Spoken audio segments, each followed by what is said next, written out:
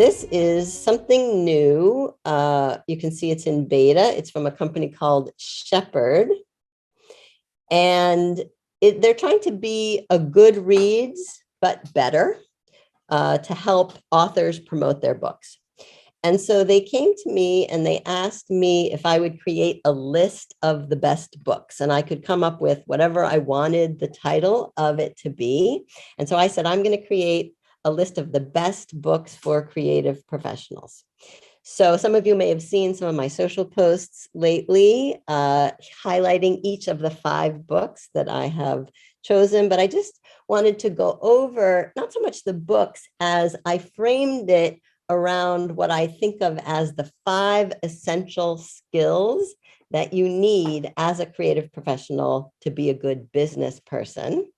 And the prompt for the networking today actually is going to be, and you can be thinking about this, which of the 5 skills is your strength and which is your weakness? That's what I want you to talk about with your networking partners. So it's kind of interesting how they did this, and it gave me a chance actually to update and revise and kind of rethink my bio. So this is a brand new bio for me, which I'll read to you because I kind of like it.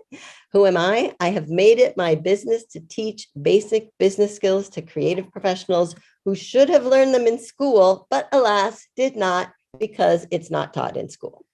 This has, for years, perpetuated a starving artist mentality amongst creative professionals who are naturally talented and could easily bring their creativity to the business side of their business, if only they knew how.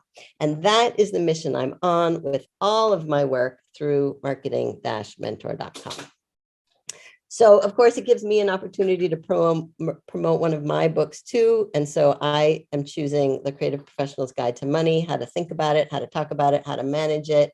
And so you can find it here, and they link to all of the books.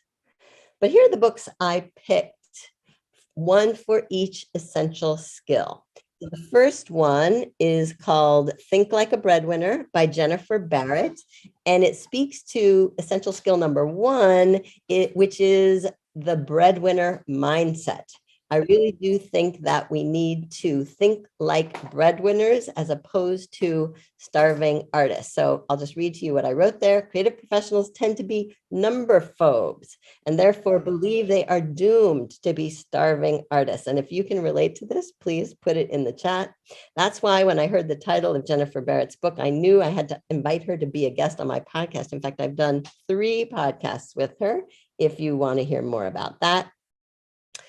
And we share the belief that there is nothing more empowering than having in place the mindset, the money, and the marketing that allows you essentially freedom, right? The freedom to walk away from any situation and any client that isn't a good fit. To me, this is the most important thing about being self-employed, is that it gives you the freedom to choose how you spend your time, with whom you spend your time, and to not be feeling tied or at the mercy of any one or few clients. That's the goal. It takes time. Y'all know this takes time, but hopefully y'all are working step by step toward that with your marketing and the Simplest Marketing Plan.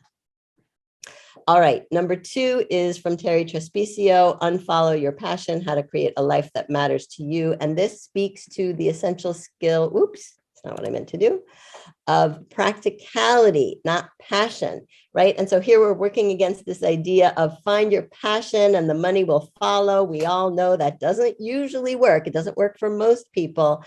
I recommend that you find what's practical for you and then build on that, and perhaps you'll become passionate about it. Or sometimes those 2 things are not integrally related. So I love that book. A third book that I've been talking a lot about for the last 6 months or so is based on the essential skill number 3, which is the ability to say no. This is a really important skill. And the book I recommend is called 4,000 Weeks, Time Management for Mortals, from Oliver Burkeman. And the main premise of his book is essentially that things take the time they take. And you know what?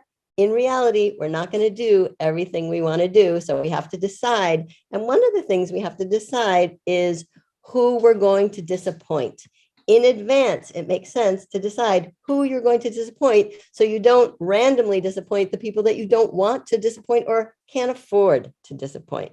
So to me, I love this. It's all about the reality and not so much about all the things we want to do.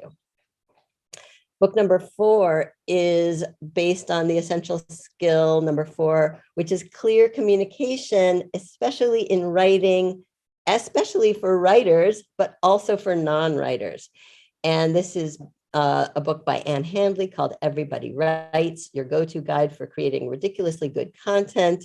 And actually, I think she is just finishing up a revision to this book as we speak. I've been seeing some of that on her Instagram. So you can wait for that, or you can buy this now, or you can just read all about it. She's really someone good to follow and also to get her newsletter. We both are in love with newsletters.